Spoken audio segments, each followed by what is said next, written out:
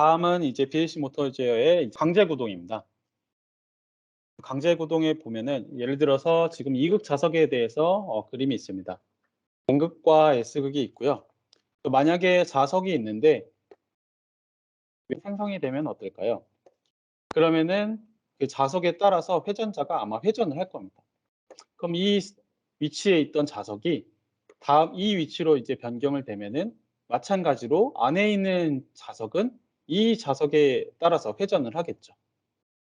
이렇게 밖에 있는 자기장을 바꿔 주어서 회전자를 회전시키는 방법이 6 스텝 제어 또는 이제 구형파 제어입니다. 그래서 이제 자기장을 어떻게 바꿔 주냐면은 고정자의 전기를 흘릴 거고요. 고정자의 전기는 이제 FET의 턴온 턴오프를 어떻게 하냐에 따라서 수행을 할 수가 있습니다. 그래서 왜 내부의 회전자는 영구 자석이기 때문에 자기 자체에 자석의 N극과 S극이 있습니다. 그래서 얘는 따로 건드리실 필요는 없고 우리가 할 거는 고정자에 흐르는 자기장을 변경시켜 줄 거고요. 그 자기장을 어떻게 외부에 그 전기를 흘려보내서 이런 식으로 자기장을 바꿔서 모터를 회전시킬 겁니다. 그림으로 보시면은 지금 이극 모터에 대한 예지가 있고요. 전선이 이렇게 레드, 그린, 블루 라인이 있습니다. 그래서 그린에서 레드로 이제 전기가 흘려보내면은 보시는 것처럼 이제 자기장이 형성될 겁니다. 그래서 N극과 S극이 이 위치에 있다가 자기장이 형성된 위치로 회전을 할 거고요. 그 다음으로 전기를 흘려보내는 방향을 그린 라인에서 블루 라인으로 바꾸게 되면은 자기장의 형성이 바뀌게 됩니다. 그래서 이 자기장이 형성된 걸로 회전자가 이렇게 변경이 될 거고요. 마찬가지로 이렇게 두 가지 권선의 전기를 흘려주는 방향과 라인의 이제 가지에서 자기장을 바꿔주면은 모터를 순차적으로 회전을 할 수가 있게 되는 겁니다. 실제로 그림으로 보게 되면은 여기에 3상 인버터가 있고요. 이때 보통 하이 사이드에 하나만 켜지고요. 이 켜지지 않는 두 가지 상에서 한 상에만 하단 스위치가 켜지게 됩니다. 그러면은 실제 전기는 이 그림처럼 두 번째 상의 하이 사이드를 지나서 그린 라인을 지나서 모터의 이제 레드 라인 쪽으로 지나가고 모터의 세 번째 상의 하단 사이드에 FET가 켜져 있으므로 이쪽으로 넘어서 그라운드로 들어갑니다. 그래서 모터의 두 개의 상의 전기가 흐를 거고요. 이제는 다음번에는 이제 스위칭 상태가 바뀝니다. 이번에는 첫 번째 상의 상단 스위치가 켜질 거고요. 그리고 세 번째 상의 하단 스위치가 켜질 겁니다. 얘는 첫 번째 상의 상단 스위치를 지나서 모터의 상을 지나고 다시 세 번째 상의 하단 스위치를 지나서 전기가 흐를 거고요. 이러한 방식으로 한 상의 하이 사이드가 켜져 있고요. 한 상의 로우 사이드가 켜져 있고 나머지 한 상은 모두 다 꺼져 있습니다. 이러한 방식으로 내가 원하는 외부의 고정자의 자기장을 바꿔 주어서 모터를 회전시킬 수가 있는 거죠.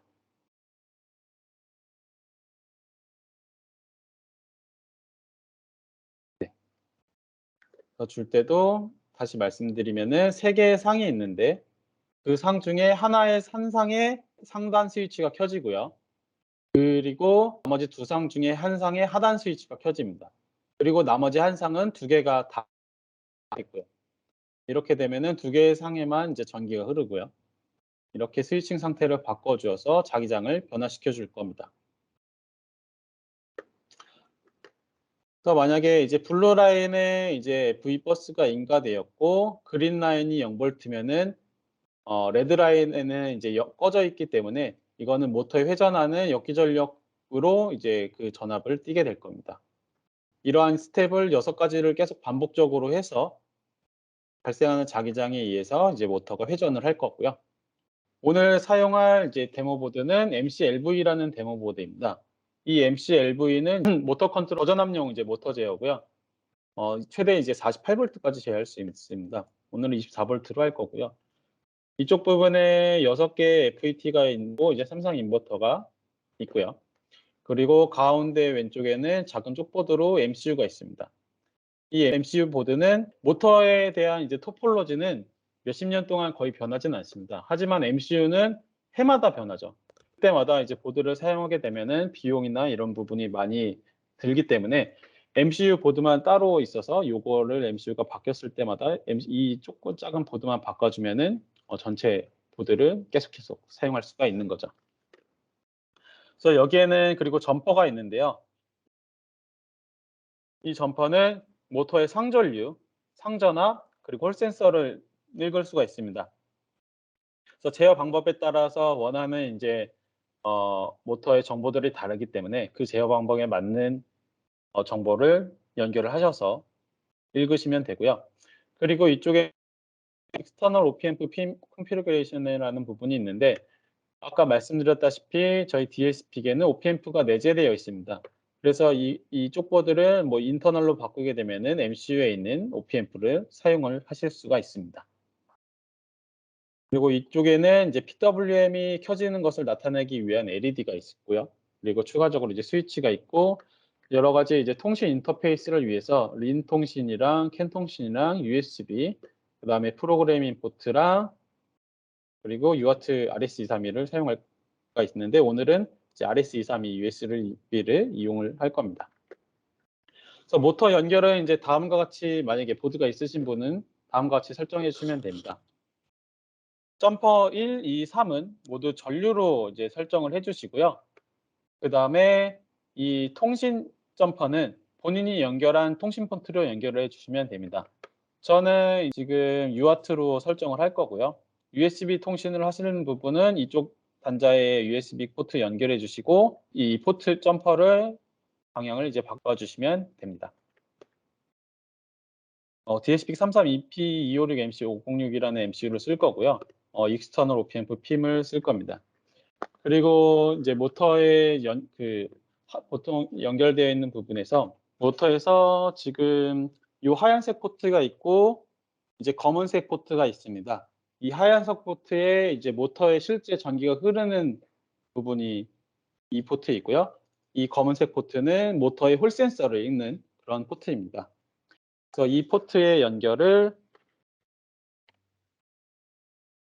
그림과 같이 설정해 주시면 오늘 하시는 강의를 잘 따라오실 수 있을 겁니다. 그래서 저는 이제 RS232 포트를 이용을 할 거고요. 실제로 이제 보드를 연결 상태를 보시면은 다음과 같습니다. 통신을 위한 RS232 포트가 연결되어 있고요. 프로그래밍 이제 다운로드를 위한 PK4가 연결되어 있습니다. 그리고 각각의 이제 모터 전력을 전달하기 위한 전선과 풀 센서를 읽기 위한 전선이 연결되어 있고 이 두 가지 전선이 이제 모터의 각각 부분에 이제 연결되어 있습니다. 네, 그러면은 강제 구동의 코드를 한 번만 살펴보도록 할게요.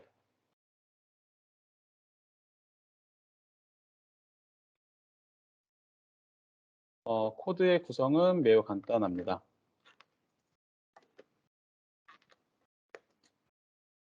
지금 메인문의 가장 위를 따라오시면은 PWM 스테이터스 1, 2, 3이라는 부분이 있습니다. 양쪽 부분은 이제 모터 동작하지 않는 부분이고요. 실제로 동작하는 부분은 하나, 둘, 셋, 넷, 다섯, 6개입니다.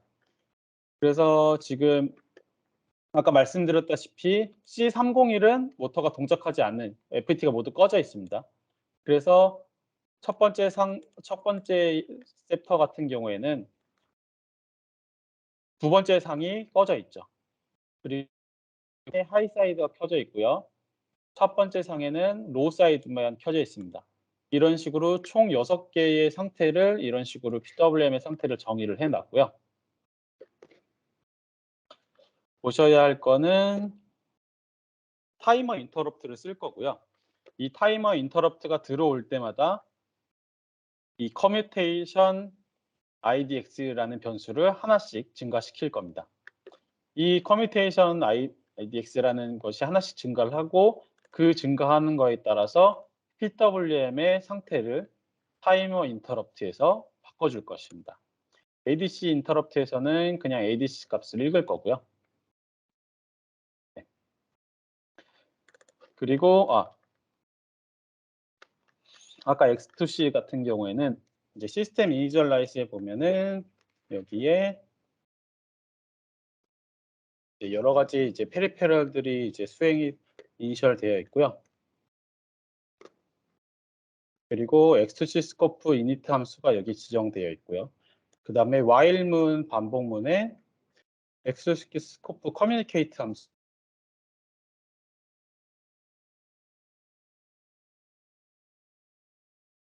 인터럽트에서 X2C 스코프 업데이트 함수를 X2C 스코프 업데이트 함수가 항상 일정한 주기로 업데이트 되어야 된다는 것입니다. ADC X2C 스코프 업데이트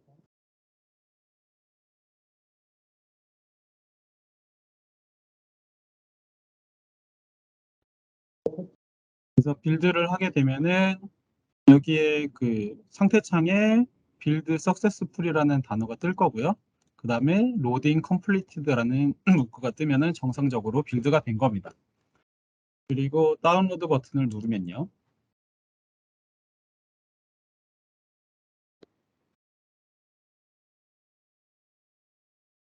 그래서 이제 지금 설정된 코드를 MCU로 다운로딩 하고 있습니다. 정상적으로 다운로드가 됐다면 이제 프로그래밍 앤 베리파이드 컴플리트라고 뜰 거고요. 그 전에 제가 말씀드렸던 아까 부분에 이제 프로젝트 이름에서 속성으로 가셔서요. 그 다음에 로딩 항목으로 가시면은 여기 이제 로드 심볼이라는 부분이 있습니다. 이 부분을 선택해야지 소스 코드에 있는 전역 변수들을 nptel 플러그인에서 사용하실 수가 있고요. 빌드랑 다운로드가 되셨으면은 셀렉트 프로젝트를 다시 현재 내가 사용할 프로젝트로 변경을 해주시고요. 그리고 리프레시를 눌러서 설정된 포트가 제대로 연결되어 있는지 확인해 주시기 바랍니다. 지금 두 가지 포트가 연결되어 있는데 지금 화면에서 보시는 것처럼 포트를 하나만 빼면요.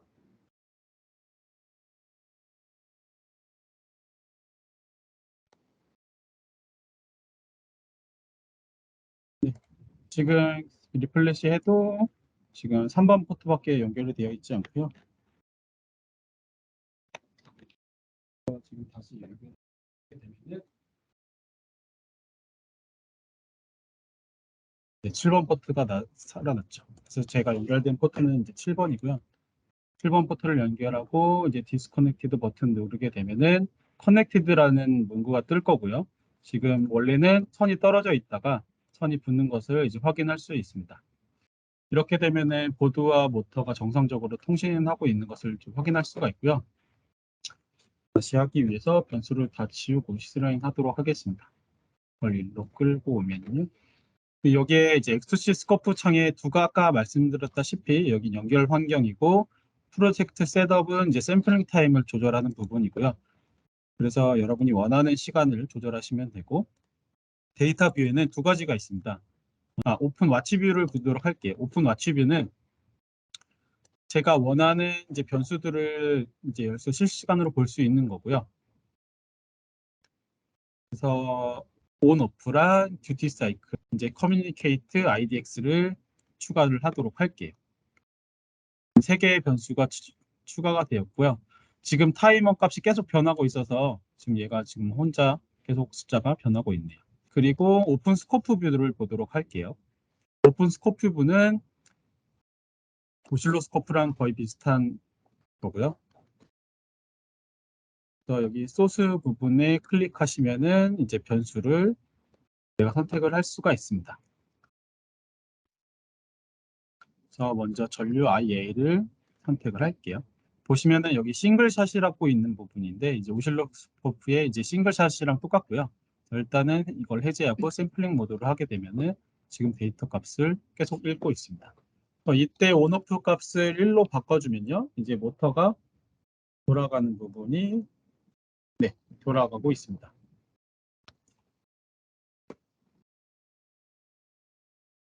마찬가지로 모터의 상에 흐르는 전류가 보시는 것처럼 오실로스코프에도 보이시죠? 그래서 하나 더 추가를 하게 되면요. 커뮤니케이트 IDX를 하나를 추가를 할게요. 이때 그냥 샘플링 하게 되면은 값 차이가 너무 많이 나기 때문에 보이지가 않습니다. 엑스투시 스코프에는 개인과 옵셋이 있기 때문에 이 값을 따로 조정을 해서 내가 원하는 값으로 이제 바꿀 수 있는데요. 지금 전류가 거의 8,000까지 올라가고 있으니까 개인을 약 1,000 정도로 줄게요. 이러고 나서 다시 샘플링을 하게 되면은 보시는 것처럼 이렇게 볼 수가 있습니다.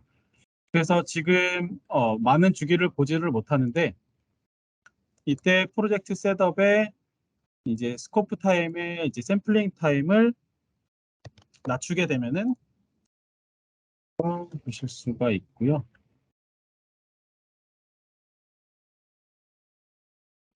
지금 모터가 느리기 때문에 지금 간격이 줄어들었죠. 그래서 요 셋 밸류에서 샘플링 타임을 한 100 마이크로로 바꿔주게 되면은 조금 더 많이 볼 수가 있습니다.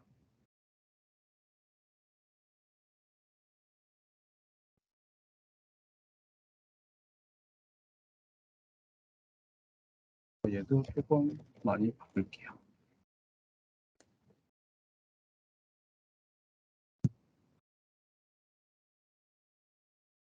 샘플링 팩터를 바꿔주게 되면은 더 많은 부분을 한 번에 보실 수가 있게 되죠. 그래서 한 상 한 상에 이제 여기서부터 여기까지가 모터 360도 한 바퀴 돌았을 때고요. 그때의 6가지의 삽 스텝을 하나, 둘, 셋, 넷, 다섯, 6개를 반복을 하고 있습니다. 그래서 이렇기 때문에 모터가 이제 회전을 하고는 있지만 지금 들리실지 모르겠지만 소음과 진동이 이제 매우 큽니다. 그래서 지금 타이머로만 증가를 하고 있기 때문에 지금 듀티 값을 1000으로 올린다고 하더라도 모터가 회전하는 속도는 바뀌지는 않습니다. 대신 이제 진동만 많이 하고 있죠. 이건 강제 구동이기 때문에 그런 거고요. 강제 구동이기 때문에 지금 타이머의 값은 지금 보시는 것처럼 타이머 주기가 고정되어 있고 타이머 안에서 모터의 상태를 바꿔주기 때문에 듀티를 올린다고 하더라도 이제 변하지 않는 겁니다. 만약에 이 상태에서 듀티를 만약에 증가를 하게 되면은 모터의 발열이 심해질 거고요. 모터의 상태도 나빠지게 됩니다. 네, 다시 0으로 해서 정지하도록 하겠습니다. 지금 여기까지가 강제 구동을 한번 살펴봤습니다. 그러면은 강제 구동이 아닌 이제 센서드 방식을 살펴보도록 하겠습니다.